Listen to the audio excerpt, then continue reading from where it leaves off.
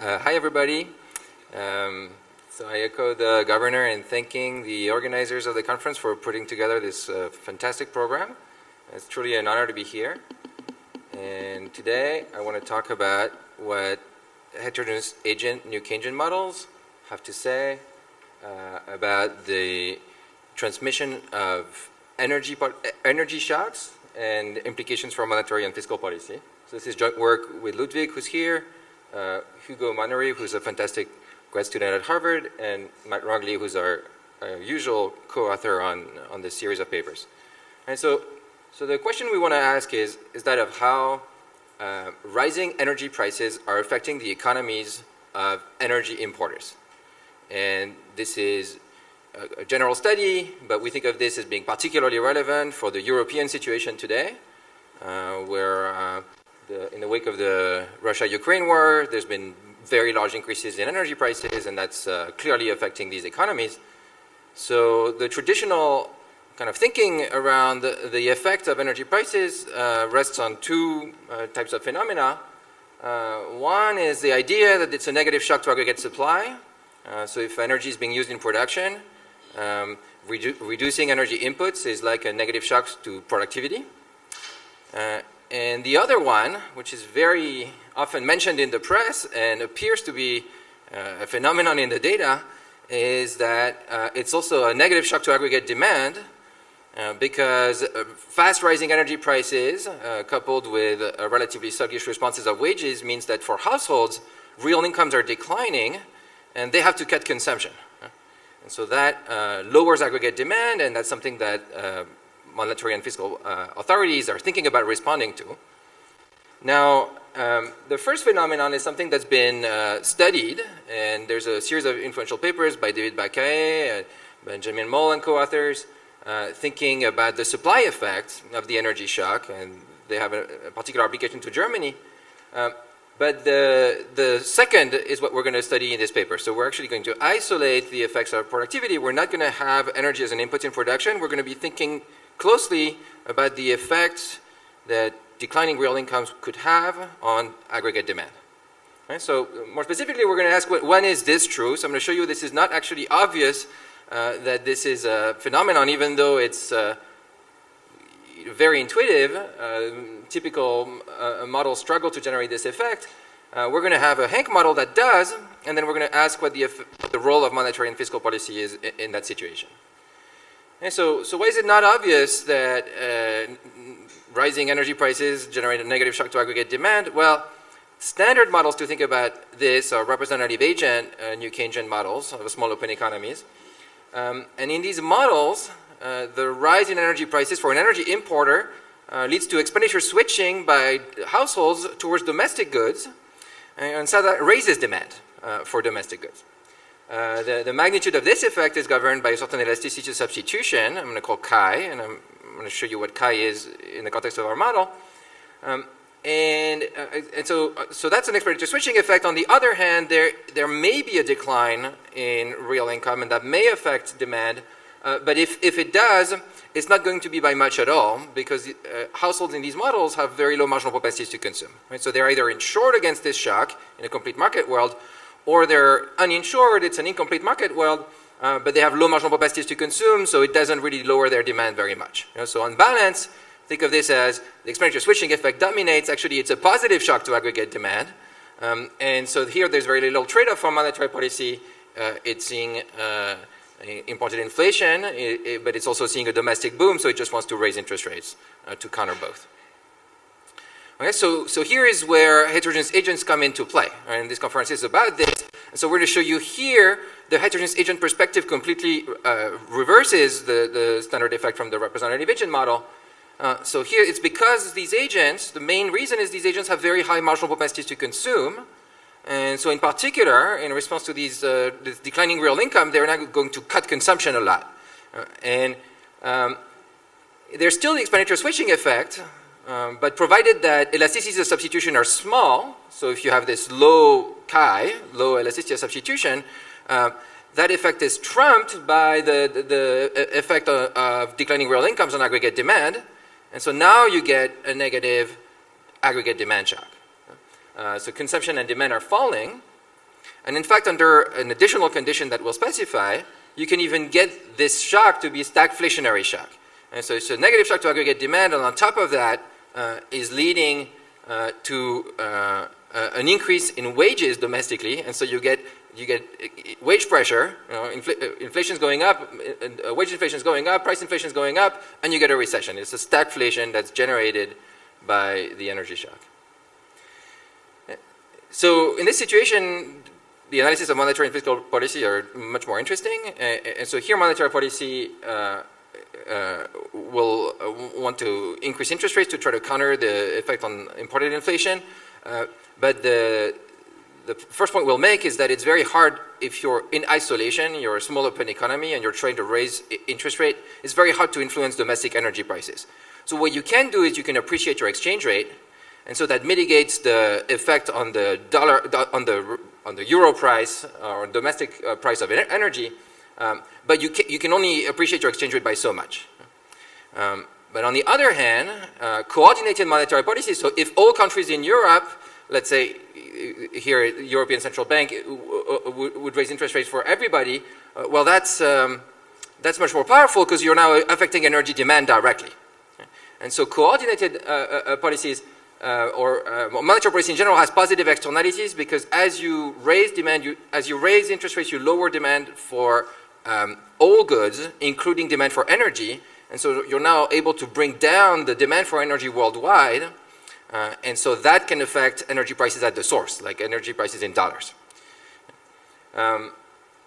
Fiscal policy, on the other hand, is going to be very powerful in isolation. And I'll show you, especially things like energy price caps, which have been implemented in Europe. Well, those are very effective at mitigating the effect on households of a rise in energy prices.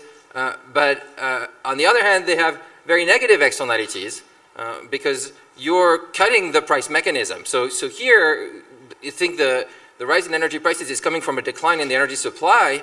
You need something to bring the energy market in balance. And of course, if you're doing energy price caps, you're exactly removing the price mechanism. And so you're going exactly the wrong way. And there's going to be, in our model, a much bigger increase in energy prices when everybody is trying to do energy price caps. Okay? So with that introduction, let me jump into the outline of the paper. So I'm going to be talking about the model and then discuss how we are modeling the energy price shock and the difference between the effects in the representative agent model versus a heterogeneous agent model, where we can get the effects that I've been talking about. I'll talk about the implications for inflation, and one is that we can get a stagflationary shock or rise in domestic wages, and then monetary policy and fiscal policy. Okay, and feel free to ask questions, as Gianluca said. Okay, so here's the model. So it's a model that starts from the Galli-Monticelli model, which is a classic New Keynesian model of a small open economy. And we're going to make two changes to that model. So the first one is we're going to introduce a new good, an energy good. So it's just to think about the energy price shock. So we have an energy good in addition to a foreign and a home good, so three goods. And the energy good is produced abroad. It's imported. We're thinking about the economy of an importer. So there's a large rest of the world that's endowed with this energy good. And then the small open economy that we're thinking about, it's a part of a continuum of energy importers. So that's why on its own, if it's just changing domestic policy, it's not going to be able to affect the price of energy. So the households in this small open economy are consuming energy, but as I said, we're going to strip out the supply side effects for today's analysis just to focus on the aggregate demand effect. So energy is not being used in production here, right? It's just being used in consumption. So households are just consuming energy. So think, in Germany, they're just buying oil directly to heat themselves. And then the energy is trading at this world price P star, and in the first part of the talk, this is what we're going to shock. We're just going to imagine that the price rises. Right? And you can think of this as coming from a decline in the supply in a world market, and that's what we'll do after when we start thinking about coordinated policies. Right, so that's the first change, is an extra good, and then the second change is we're going to introduce heterogeneity here, and so we're going to have the type of models that the governor talked about, where households are facing borrowing constraints and idiosyncratic income risk. And the main effect for our purpose in addition to the heterogeneity and, say, the consumption share that these models generate, is that it's going to generate very large average marginal propensities to consume, not just in terms of kind of the impact effects, so the MPC that's the consumption response to an increase in income, but also what in other words, we've called intertemporal marginal propensities to consume. So in these models, when you give agent a transfer, they'll spend some of this right away and they'll save the rest, but because they're very hungry, the amount that they're saving, they'll actually spend very quickly in the future. And so what you get is a model of spending down excess savings. And we think this is really important to think about the current situation where in many countries households have built up excess savings and we're talking about spending them down. And so an observation is if you want a model of spending down of excess savings, well, Hank models are that kind of a model. Agents save in response to transfers, but then they spend down their savings, and so that affects aggregate demand down the line. Okay, so here is it's a model with a two-tier CS demand structure. So we have three goods, and at the upper tier, households are splitting their consumption between energy and non-energy with a certain elasticity of substitution eta E. So this is the first line. So we're going to have a lot of heterogeneity here. I'm just going to focus, given your consumption, on how you're spending energy, foreign goods, and home goods. So CI is going to be the consumption of every agent. Agents have homothetic preferences, so all of them split their consumption across these goods in the same way, given their level of consumption. So the first equation is just the CS demand equation for energy. So there's a certain elasticity of substitution eta E, and then there's a baseline share, which is alpha E. So think alpha is something like 4% of your basket goes to energy, and then if the energy price goes up, you're going to substitute away from energy with an elasticity of substitution eta E. Imagine that number as being a pretty low number, and in estimations by Ben Moll and co-authors, it's a number like 0.1 or 0.2. Okay, so very low elasticity of substitution in the short run. And so then, if you're not consuming energy, you're consuming a non-energy bundle, and then that non-energy bundle you're going to split between a foreign good, which is a good that you're importing, and a domestic good that's going to be produced at home. And the elasticity of substitution there is eta. Right? So alpha F is your baseline share of foreign goods. Think of it as a number like 20%. And then eta is the elasticity of substitution between the home and the foreign good in the non-energy bundle. So think of this as a larger number, like 1. Right? And so for now, we're going to have flexible prices. Linear production and domestic producers are going to charge a markup mu. And so that immediately tells us what a number of these prices are over here. So all the prices that show up in the CS demand system. So the energy price, that's the dollar price of energy, and then E is the exchange rate. It's say the number of euros per dollar. So E is the nominal exchange rate. If E goes up, it's a nominal depreciation.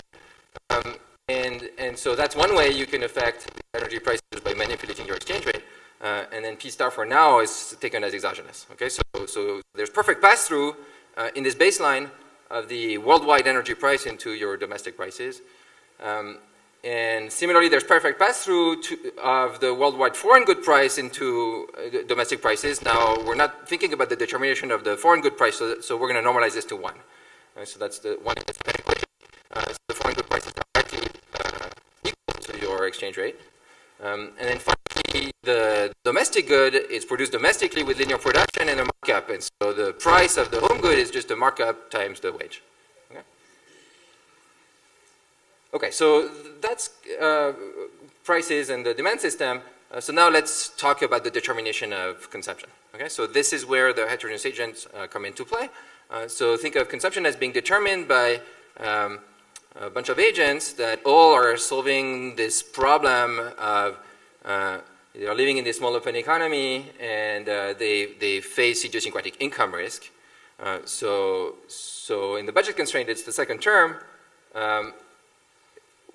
Okay, I'm not going to be able to do this. But so let me just stay here. So in the budget constraint, so households have a certain level of overall income that they make, which is real wage, part of real wage times n is the number of hours they're working. And then there's fluctuations in E, that's their idiosyncratic productivity. And so that's generating income risk for them. And they insure themselves against this risk by building up a stock of assets. And the assets here, there's only one asset in the economy, which is a mutual fund that agents can accumulate a position in, but they face a borrowing constraint. And here, for simplicity, the borrowing constraint is 0. Okay, so they're never going to be able to have a negative position, but they can have a positive position to insure themselves against these fluctuations. And so it's a classic Deaton problem. Note that I've put this utility of labor in the utility function, but agents are not choosing their hours. Why? Because here there's wage rigidities. So agents are off their labor supply curve in the short run, and instead they take their hours as given. And the way the model is set up here, all agents are working the same number of hours, n. And so that's not something they're controlling in the short run. There is a process for determining wages, which is, you can think of this as being bargained on behalf collectively of all the agents in the economy. So there's going to be a wage Phillips curve in the background. But agents, from their perspective, when they're solving their consumption saving problem, they're just taking their labor income as given. Okay? So that's generating consumption for a given individual. And then it's generating a whole distribution of agents across the liquid asset and idiosyncratic income distribution. And then you can aggregate that across everybody to determine aggregate consumption. So that's the big C, okay? Aggregate demand. Now foreigners, on the other hand, they have fixed demand C star, they have a fixed price level, they face flexible prices. So for them, when there's an exchange rate depreciation, they see a cheaper price. And so they substitute towards domestic goods. And they have their own foreign share, which is alpha E plus alpha F, just to create symmetry in the way the system is set up. But we're not going to focus on those foreign agents. We just think of them as just a source of demand. And if the exchange rate depreciates, that's going to be more demand for the small developing economy, export demand. Okay? And then we're going to focus on what happens in the domestic goods market. So there's production of these goods according to this linear production. So that's Y. And that has to be equal to the sum of demand. So there's demand from domestic agents from domestic goods, that's a CH. And then there's demand from foreign agents for the domestic good, that's a CH star. Okay, so just to finish the presentation of the model, we're going to have 3 types of assets. So we have nominal home and foreign bonds and zero net supply. And then we have shares in home good firms. So remember these firms, they charge a markup over marginal cost, and so there is profits that are generated here, and we think of this as these profits as being just traded in a stock market. So agents can buy and sell shares in these firms, and then there's no aggregate risk here, so the value of the shares, the value of the stock market is just the present discounted value of these dividends. And then think of asset market clearing. So agents have a total demand for assets. Remember these mutual fund assets. So they're just giving all this wealth to the mutual funds, and the mutual funds are investing in the domestic stock market, that's the V, and then any excess of funds they'll invest abroad, that's the net foreign asset position of the country. Now the domestic central bank is setting the nominal interest rate on nominal home bonds, right? Those home bonds in zero net supply, and so it's influencing this nominal interest rate, and we're considering a bunch of rules for monetary policy, a bunch of reactions, but for baseline, we're going to think of a simple Taylor rule with a coefficient of 1 on expected inflation. So that's like the central bank is targeting a certain CPI-based real rate. Right? And that's going to simplify the analysis for us and allow us to prove a number of analytical results, but we just think of this as like a useful benchmark anyway for thinking about policy. Okay? Now, so that's the domestic central bank. Now, abroad, just think that there is a global real interest rate R star, the risk-free rate on dollar bonds, and the world is at a steady state, so this R is constant. And so this immediately through simple UIP type logic allows us to pin down exchange rates. Okay, so there's the mutual fund manager. So there's a UIP condition, that's an arbitrage condition that's spinning down returns.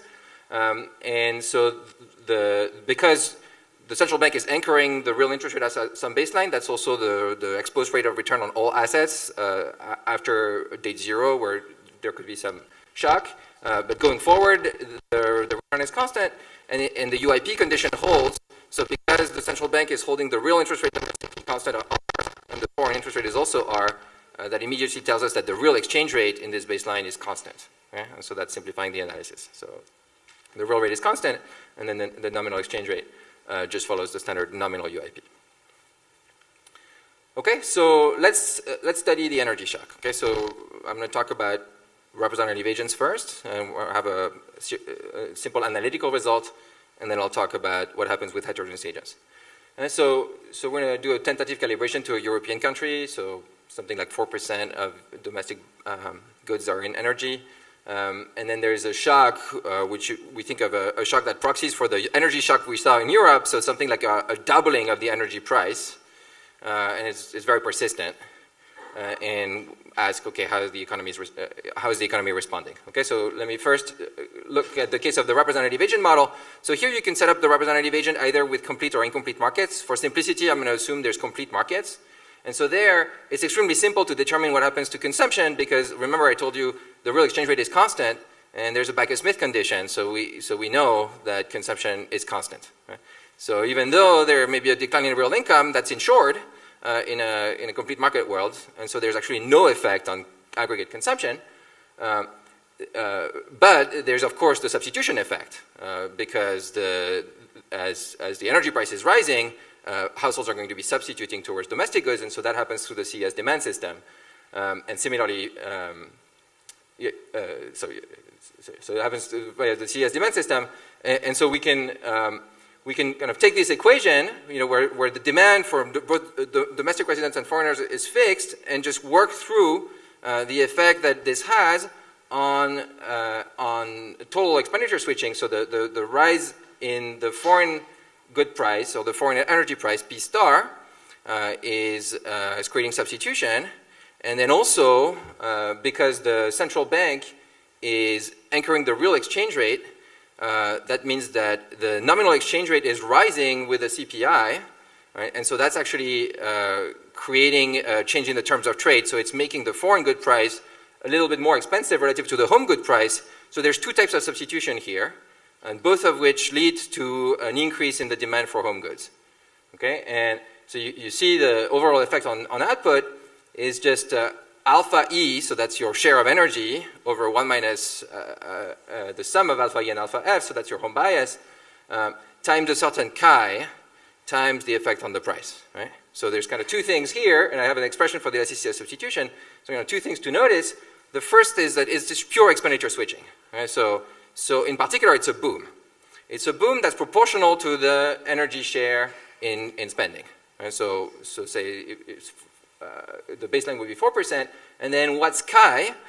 Well, chi is a certain weighted average of the elasticity of substitution, because here you care both about your elasticity of substitution between energy and non-energy, and also because of the effect I talked about, you care about the elasticity of substitution between home and foreign goods. And so it's a certain weighted average, but in a relatively closed economy, you can see that this is going to be close to the elasticity substitution between energy and non-energy. So it's going to be a small number. So think of chi as something like 0.1 to in our calibration is going to be 0.25. Okay? So it's a small number.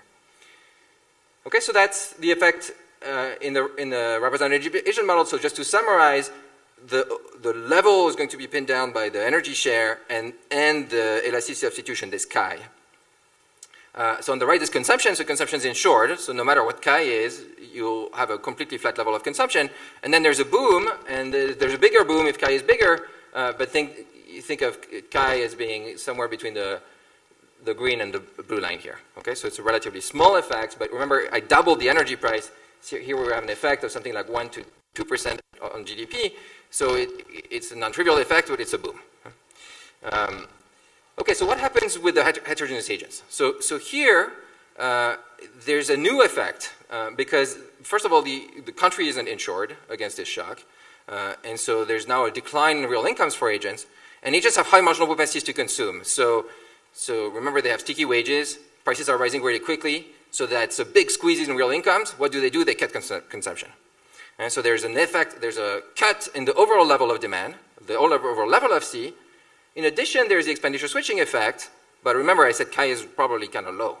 So in our calibration, where we have a realistic level of marginal propensity to consume, like 25 cents on the dollar quarterly, as we start to lower chi towards kind of realistic numbers, so somewhere between the blue and the green line, so first of all, you see consumption is falling, and then that's affecting total demand for domestic goods, and it's now a negative shock to aggregate demand. Okay, so this is kind of the first takeaway message here is if you introduce heterogeneity in these models, you can get these energy prices with low elasticities of substitution to be negative shocks to aggregate demand. And so here we get a recession, like a 3% recession from this 100% rise in the energy price. Okay, so now let me talk about implications for inflation.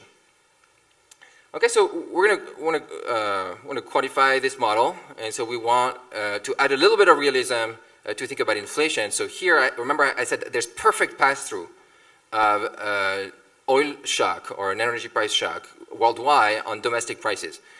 In practice, it looks like the pass-through is somewhat delayed, and so a simple way to do this is to introduce price rigidities in the energy market as well as in the foreign goods market. So we just say there's retailers, they're buying energy at the dollar price, and then they're selling it domestically, but there's some price stickiness there, and that's going to slow down the pass-through in domestic inflation.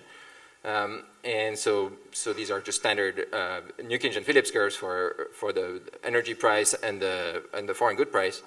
And then on top of that, we're going to have a wedge Phillips curve. And so here we're going to borrow ideas from Jordi and Olivier Blanchard that when you're thinking about an oil shock, you may want to add a real rigidity to the model. And so what's the real rigidity here? It's going to show up as, remember I said there's unions that are bargaining wages on behalf of workers here. And those unions, they take into account the standard objective of agents. So agents have a certain marginal rate of substitution between hours and consumption at a point in time. They're looking at the real wage. But we're going to say they're maybe putting a somewhat higher weight than the normal weight on the real wage. And what's that proxying for? Well, we think there's kind of an anchor of real wages for consumers when they're resetting wages. And it looks like that's discussed a lot in the press. So is your real wage going down? You know, is the rate of wage inflation in line with the rate of price inflation? But remember here we're getting these big energy shocks. So the price of the CPI is clearly going up just because of this. And so if unions are really stuck on maintaining real wages, that's going to show up as a chi. Right? It's a positive chi. Right? So it's putting extra weight on smoothing real wages over and above what a normal union would do. Okay, and I'm going to talk about the implications of this. Okay, so let's start with the chi equals 0 case. So this is a normal union, you know, with the normal function. Well, so here the energy price shock is a negative demand shock. So this is a baseline calibration with a relatively low chi. So you see the effect on output. It's a 3% decline in the level of output. That's very persistent, and it's accompanied with a decline in wage inflation. So why? Well, yes, the real wage is going down, right? But you're in a recession. And so when you're thinking about the unions bargaining wages, you know, that effect dominates. It's the effect that you're just in the domestic recession, so your hours and your consumption are going down. Marco?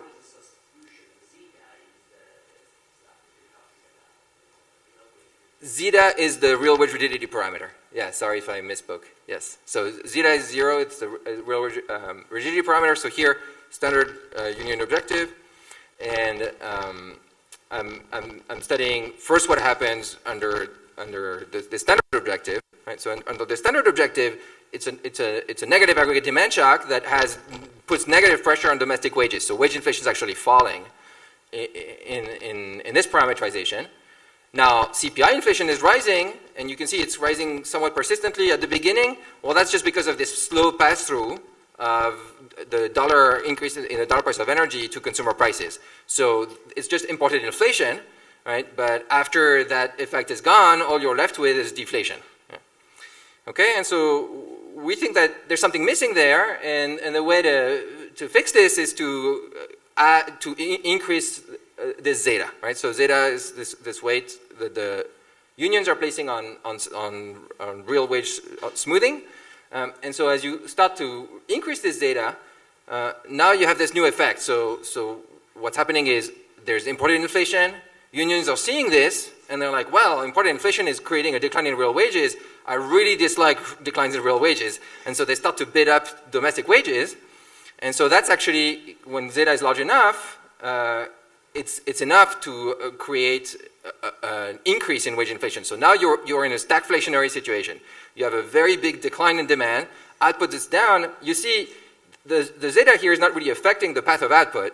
What it really is doing for us is it's pushing up wage inflation. And then there's a wage price spiral, because of course wage inflation feeds into home goods prices, and so feeds into domestic consumer inflation, and so on, right? And so then unions are demanding even more of an increase in wages, and so you get the blue line with a lot of wage inflation and a lot of CPI inflation. Okay, so we think that this may be relevant for thinking about Europe today.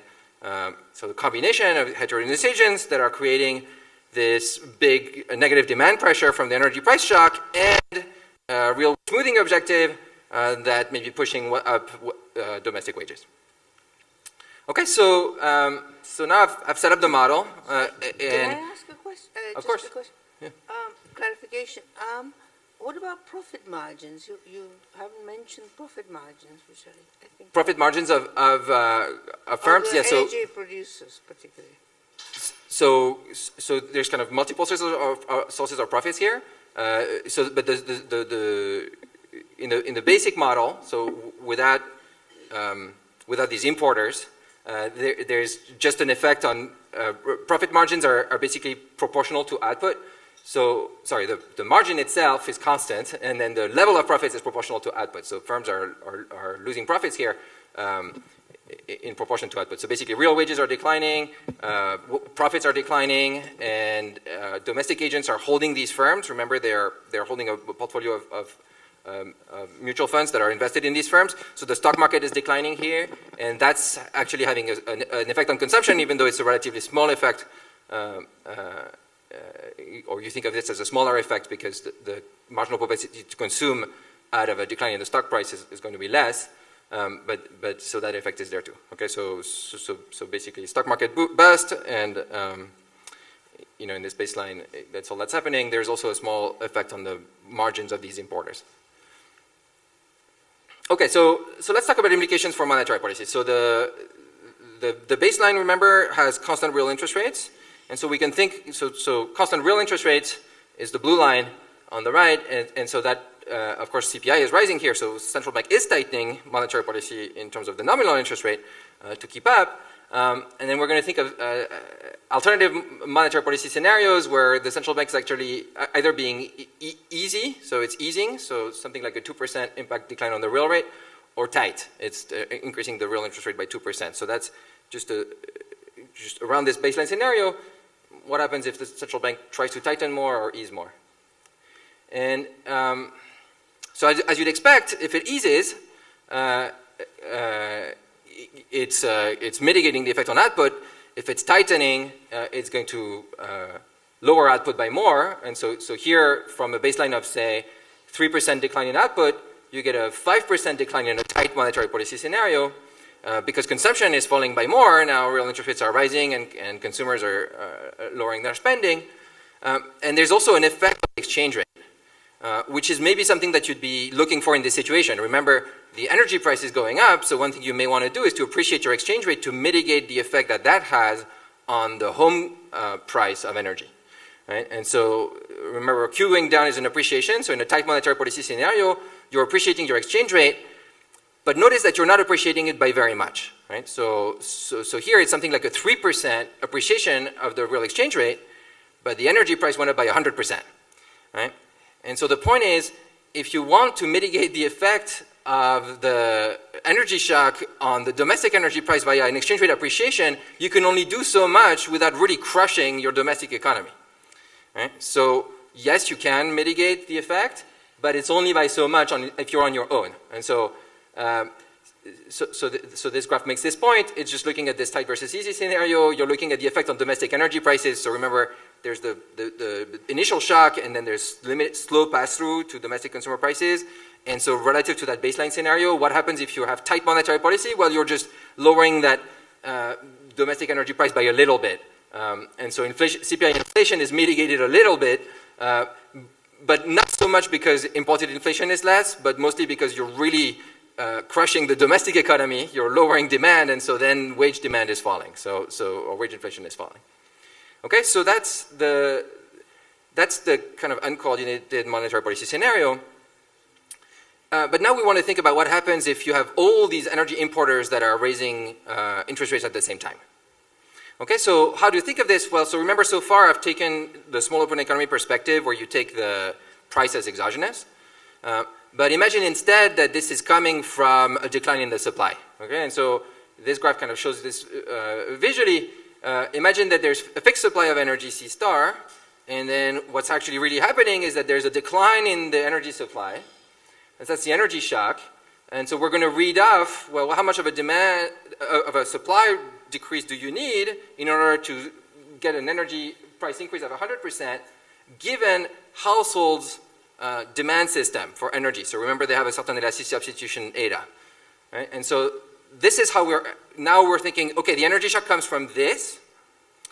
So it's irrelevant in the small open economy, but it does matter for the world economy. So if everybody is tightening together, why? Because if everybody's tightening together, they're lowering overall demand for goods, including demand for energy. And so in a coordinated tightening situation, what's happening is that you're shifting in the demand for energy, and so you're mitigating the price increase. So starting from the initial price was 100%, now you can really mitigate this if you're doing all of this together. Okay, and so that can have a big effect on the price of energy. So this is my next simulation. So we're going to get positive spillovers from increasing domestic interest rates because you're having an effect on the demand for energy. If everybody does this together, we can lower, we can shifting aggregate demand. And so if they're all hiking now, you can see on the left, you can have a much bigger effect on the domestic energy price because you're affecting the price at the source. You're affecting the overall world demand for energy. Okay, and so that that mitigates the effect on the domestic economy, both via inflation and also the recession that you have to bear. Okay, so now let me talk about fiscal policy. So this is one of the really great benefits of these heterogeneous agent models is you have a fine-grained kind of view of the heterogeneous effects across the population, and so you can start to think about fiscal policies that have much more subtle trade-offs, including distributional trade-offs, than you would in a representative agent model. And so here we're going to be comparing a bunch of policies that have been discussed in Europe for dealing with the energy shock. So a simple one is just a price subsidy, including going all the way to a price cap. So you just say, at the pump directly, when people are buying oil, we're just fixing the price. Or we're directly telling energy companies not to raise their prices. Okay, so it's a price subsidy, and then the government is bearing the fiscal cost of that. Or you can do transfers to households. And so a simple kind of transfer is, what's your normal level of consumption? Okay, now energy price went up. Okay, I'll just compensate you for this. So we're going to call this a targeted subsidy. It's based on your usual level of consumption. Now, those types of transfers, of course, they benefit the rich because the rich consume more energy. And so if it's based on your usual level of consumption, it's actually going to be poor targeting from the perspective of marginal capacities to consume. You're going to affect the people with low MPC a lot. Or you can do an untargeted transfer, so just send a check to everybody. And if it's the same magnitude as the other one, now that's better targeting from the perspective of marginal capacities to consume. You affect the poor more, and so you're going to have more effect on demand. Okay, and so we think of these as all deficit finance. Okay, so what do these do? Well, they raise demand, all of them. And the untargeted policy is the one that raises demand the most because it's really affecting agents on average with larger marginal capacities to consume. So that's the green line. And then both the subsidy and the targeted policy are raising consumption, and so they're mitigating the output loss. And so that seems good. What about inflation? Well, the transfer programs, they raise demand. So the transfer programs are not great for inflation, they're inflationary. There is now a boost, you're fueling domestic demand. Yes? Sorry, I've been told to tell you it's 5 minutes left. Okay, thank you. Yep, I see it in the big screen there. Thanks. Yeah. Yeah, so we're deficit financing the transfers. So at the beginning, it all goes into government debt. And then over time, that government debt is being repaid via proportional tax. And think of the persistence of the debt as being pretty high. So we're repaying this over the next, say, 5 to 10 years. So these transfer programs, as I was saying, they're inflationary. They're fueling demand. And so you see this in the wage inflation graph. You're now putting all on fire, right? So you're fueling demand. That's like raising wage inflation. That's raising CPI inflation, and so on. Okay. But on the other hand, these price subsidies, they look great. Why? Well, because if you're looking at the effect on domestic energy prices now, it's nothing. I mean, the government is basically directly affecting the price, and so those look good, right? So those don't affect inflation as much, and they mitigate the effect on demand. So what could be wrong? Well, and by the way, you can look at inequality, which is another thing you can do with these heterogeneity models, is just look at various measures of inequality. Here is a simple one, the variance of log consumption. And so the initial shock, the blue line, is raising inequality here. And then all these programs, they're mitigating the effect on inequality, including the untargeted transfers, is actually lowering inequality. Yeah, so,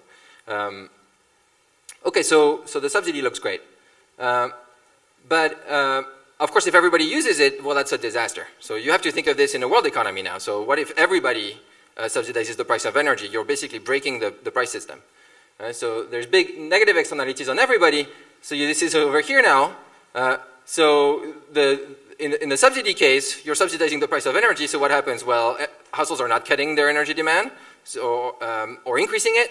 And then at the world level, that's putting even more upward pressure on the demand. And what you're trying to do is to reduce the demand. And so it's a huge negative externality on everybody.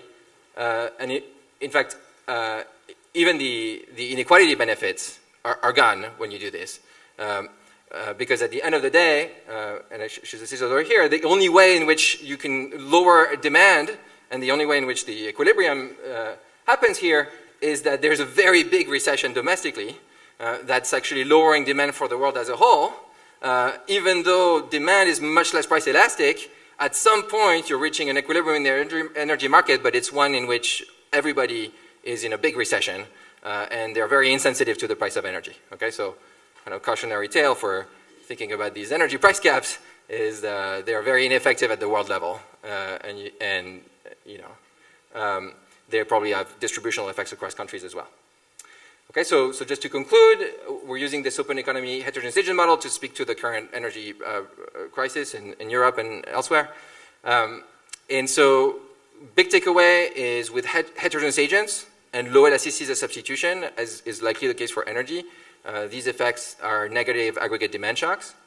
And if you, in addition, add real wage concerns, a la Blanchard and Galli, you can get a stagflationary shock. Monetary policy alone does very little, because all it does, it affects the exchange rate. It just appreciates the exchange rate a bit. But it has positive externalities, because if everybody tightens at the same time, you lower demand. So you want all the major countries to hike together in response to this. And then fiscal support alone is very powerful, especially these price caps, but it has these hugely negative externalities. And likely what happens at the end of the day is distributional effects across countries, where some countries like Germany can do this, and then some countries can't do this, and so they end up bearing the brunt of the reduction in energy demand. And so if you have less fiscal space, maybe you bear the cost. Okay? Thanks very much.